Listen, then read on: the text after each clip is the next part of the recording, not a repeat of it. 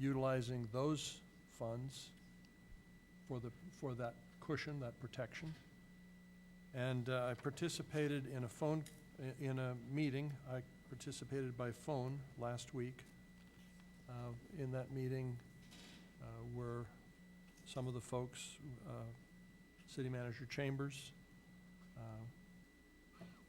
Supervisor McCowan,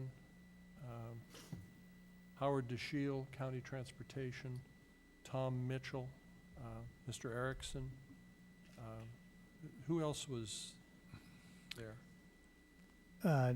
Property owner Dan Thomas, property owner John Mayfield, a representative for property owner Jack Cox, and a representative from RCHTC. All right.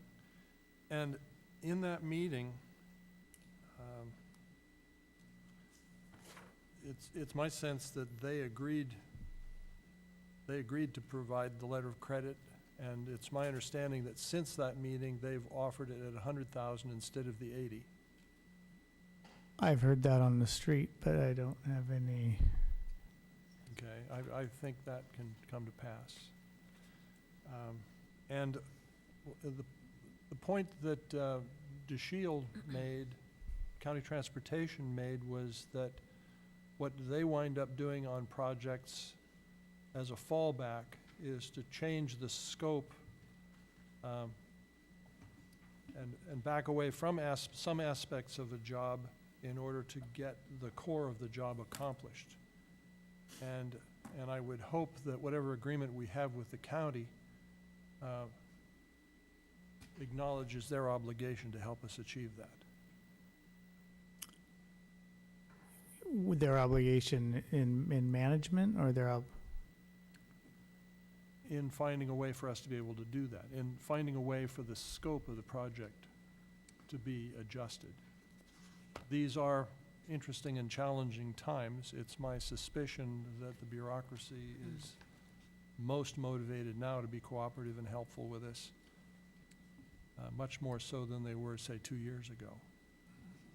And I think it's important for our community that this bridge happen. It's been in our craw for a lot of years. It'd be nice to get it on the list of things that have actually been done. So, in general terms, I'm perfectly willing to see this be the 100,000 rather than the percentage that was stated here. And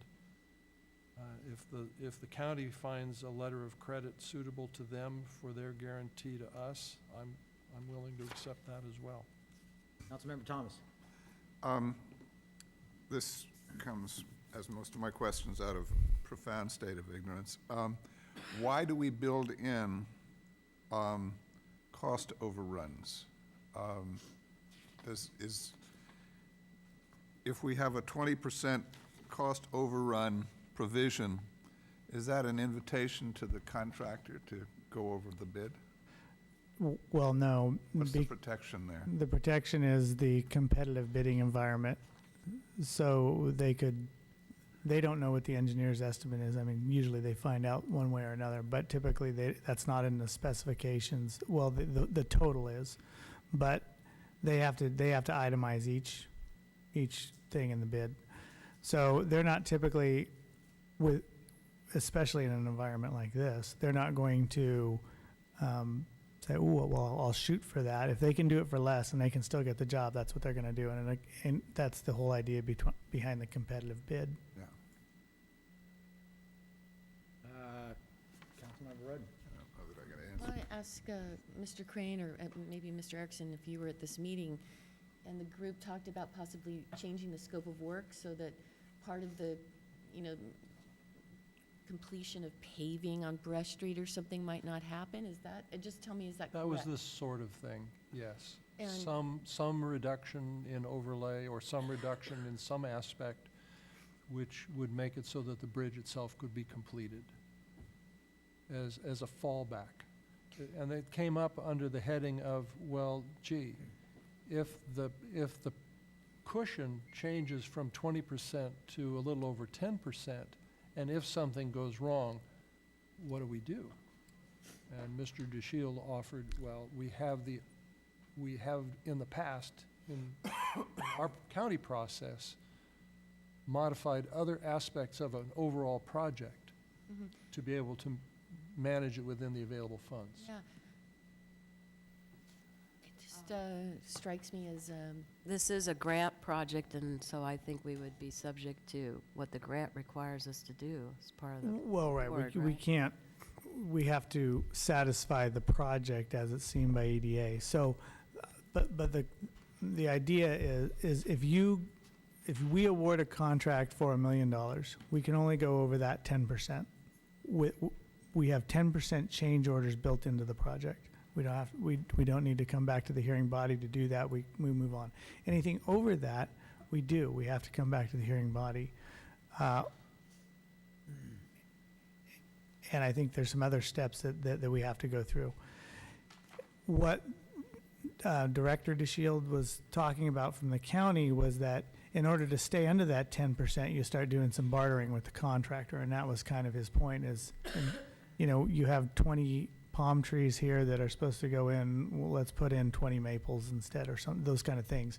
And so we can still do this part of the project that is more expensive than we thought it was. So that's kind of the horse trading, I think, that he was referring to stay under that 10%. I guess what I was thinking was to not completely pave the road as part of the project would, it would probably never, not for many, many, many years be properly paved, if that were the situation. And it would be the county's liability until we annex, if we ever annex that area, and then it's our liability, and we'd have to, pave it. So I would hope that we could think of a better plan B than to not finish the job.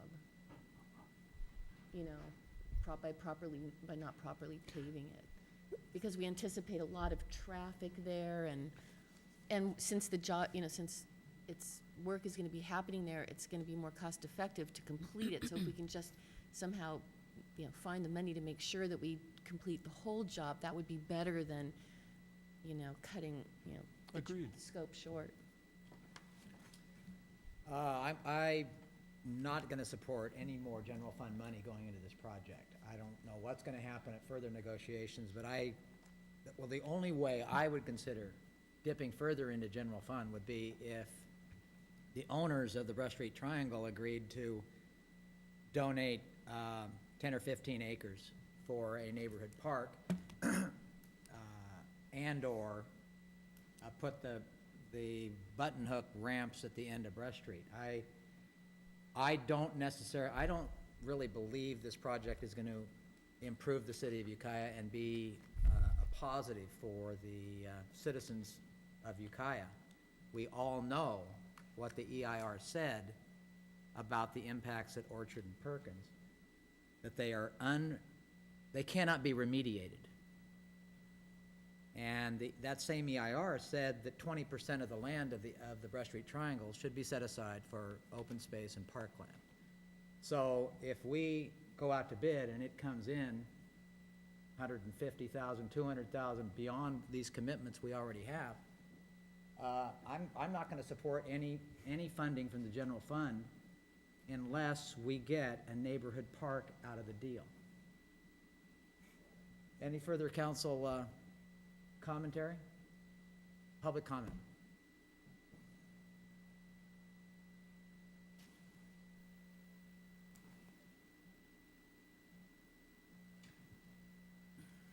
John Graff speaking for the Employers Council of Mendocino County. Most of the people in the community believe that the bridge needs to be built. It's been in the works for, I don't know how many years, 15 years, something of that nature. You would know better, Mayor, how many years it's been. Since Kmart time. So that's been how many years? 15? We need